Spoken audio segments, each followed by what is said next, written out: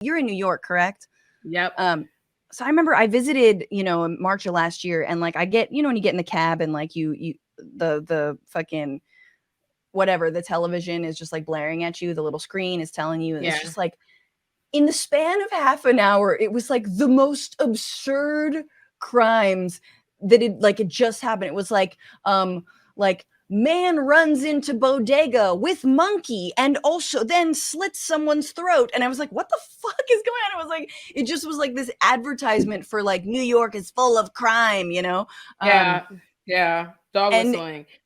yeah. And I think that It played into the midterms narrative as well. A lot of people were like, well, people are worried about crime. And yet we didn't really yeah. see that play out.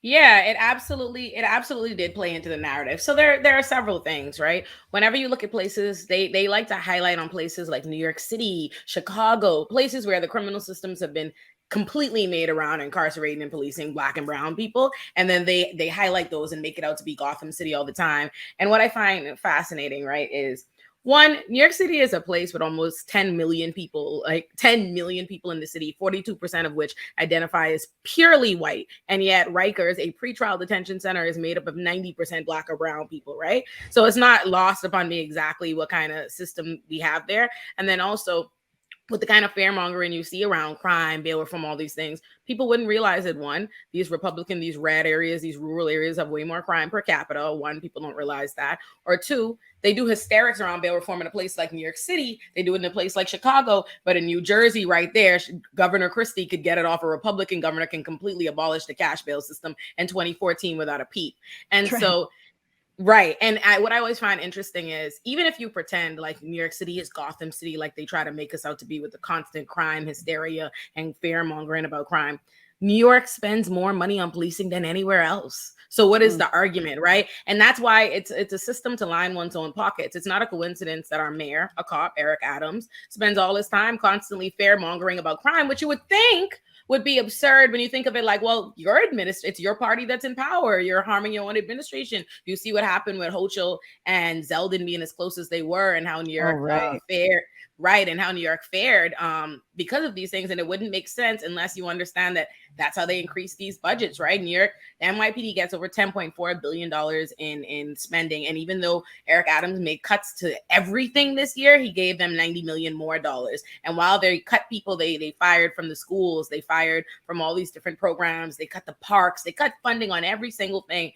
They still hired 1,000 more cops in the subways, more cops, more money to Rikers, and all these different things. So there's a concerted effort, and it does harm us. Like people said, Lee Zeldin was able to just use Eric Adams, just invoke Eric Adams on the campaign trail. And then you see that from the Post, you see it from the New York Times. And then once midterms are over, you see what you got yesterday with New York Times being like, hey, actually turns out the media played a large role in stoking crime and this crime wave as they look around at everybody but themselves. But there was actually none of this, true crime. It's just people feeling afraid. And it's like, oh, I wonder who did that. Yes. I mean, I think we can blame Jenna and her show. And I think all the true crime podcasts out there.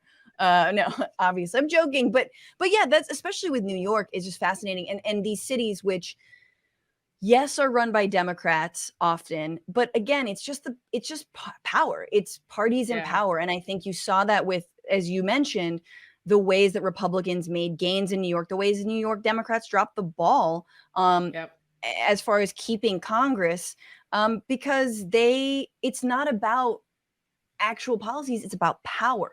And one thing that police do, in my opinion, and you've seen this in the cases that you work in, the life experience you have, but like honestly, what cops do is enforce the economic like disparity. They enforce the color line, they enforce racism, they enforce poverty. They are there to protect property, they are there to protect that 42% of white people, they're there to protect the gentrifiers, and they're not there to protect everybody.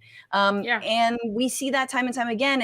And they are also there to kind of clean up when Democratic mayors fuck up, or any mayor, right? It's like, oh, you didn't build enough affordable housing, just sweep up the homeless. Right, like Eric Adams is lock them currently doing. He literally just announced this morning that they are going to be involuntarily committing homeless people to literally involuntarily committing them in the hospital. It's absurd, the level of draconian abuse that just happens in plain sight. Right. No, I mean, Eric Adams was like the worst. At least I feel a lot better over here in LA that we didn't get a Rick Caruso billionaire mayor. Yeah, y'all got blessed. Yeah, seriously. What's going on, Frantifa? If you haven't already, subscribe to this channel right now. Hit that button. And also, you can become a patron and support the show every single week. Get access to bonus episodes and exclusive merchandise. Patreon.com/Bitchuation Room. Do